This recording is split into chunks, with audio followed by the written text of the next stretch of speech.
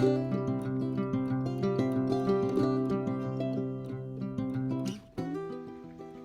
getting back to work on my garage gardens for the fall and winter. And right now what I'm showing you is my one vegetable garden. If you watched my video that I did in September of this year, 2022, you saw that I had injured my back and hadn't been able to work in the gardens. Here in this garden, there are lots of weeds, dead plants that I need to take out. And amongst them, I actually have onions that have decided to grow again. So I will have some onions to harvest. It's kind of hard to see because there's so many weeds. But one thing I wanted to show you, back in October of 2021, I started my first garage garden. And in that garage garden, I had kale. In the spring, I moved the kale outside. And these kale plants are still growing over a year later. I can still come out here and pick leaves off. I have had to fight the bugs for some of them, but I've got some curly kale back here. It's supposed to be dwarf kale, but it's like 3 feet tall. And I have red Russian kale.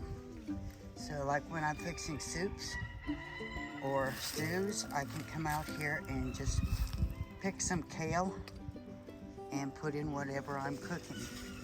I keep seeing posts about how you're supposed to leave the weeds for the wildlife over the winter. Well, we're gonna have some happy wildlife here around our place because we definitely have the weeds.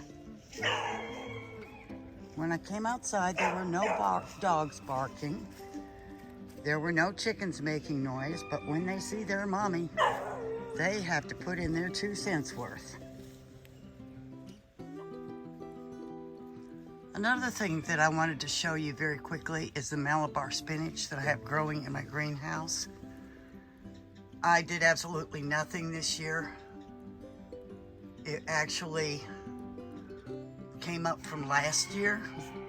When I first started trying to grow Malabar spinach, I couldn't get it to germinate. And then I found out that you have to crush the seeds. Works well to put them between a couple pieces of sandpaper. And once I got them growing, right now, these in the greenhouse are pretty much out of control. Now we have had one hard freeze here this year, and it's going to get cold again this weekend, so I may lose part of this. We do have a heater in the greenhouse, but right now this Malabar spinach is really going crazy.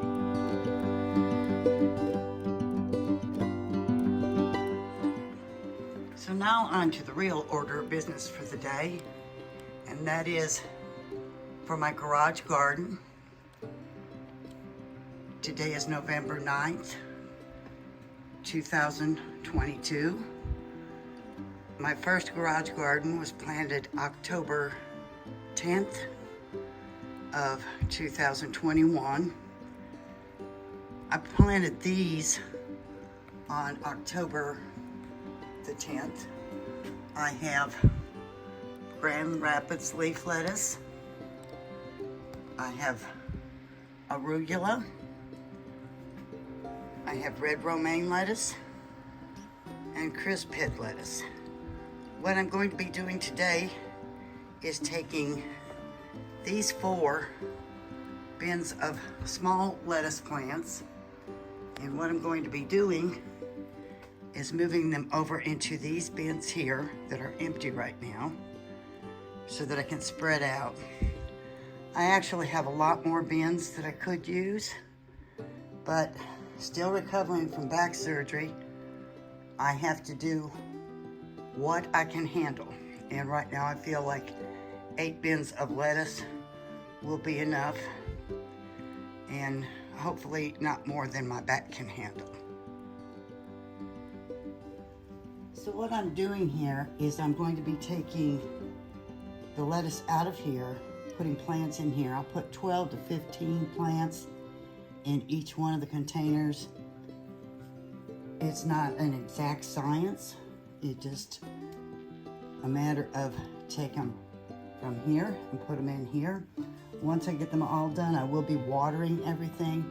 Right now, this is just moist soil. It's not watered thoroughly, simply because I can't pick up the weight of this bin. I'm still very limited on what weight I can pick up.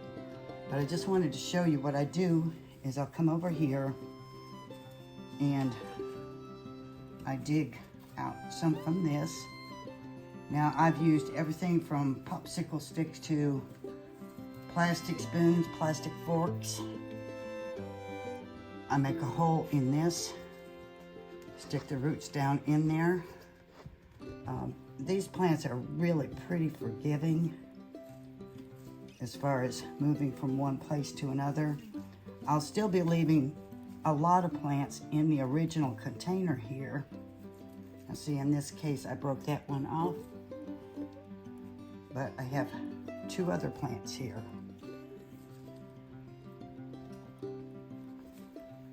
Now, one thing I'm starting to deal with, and it's just been in the last few days, I do have some fungus gnats. So once I get these all planted, I will be watering my tubs with a combination of 2 tablespoons of hydrogen peroxide to 1 quart of water. And that helps, it doesn't kill the gnats, it's not strong enough to kill the gnats themselves, but it kills the fungus on the soil, the fungus that the gnats feed off of. I also use yellow sticky traps, and those that will catch some of the gnats. But I'm going to continue on with this through 4 containers and have 8 containers of lettuce when I get done.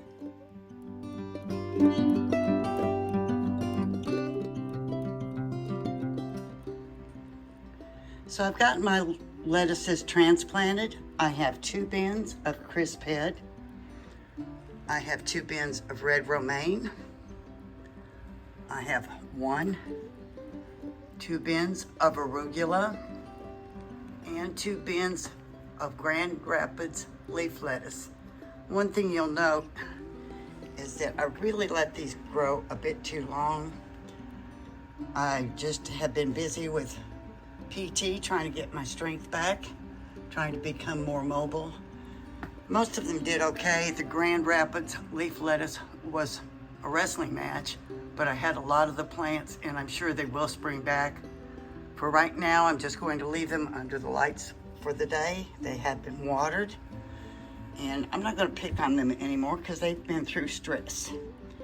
So I will give you an update in about a week and let you see how they really will grow.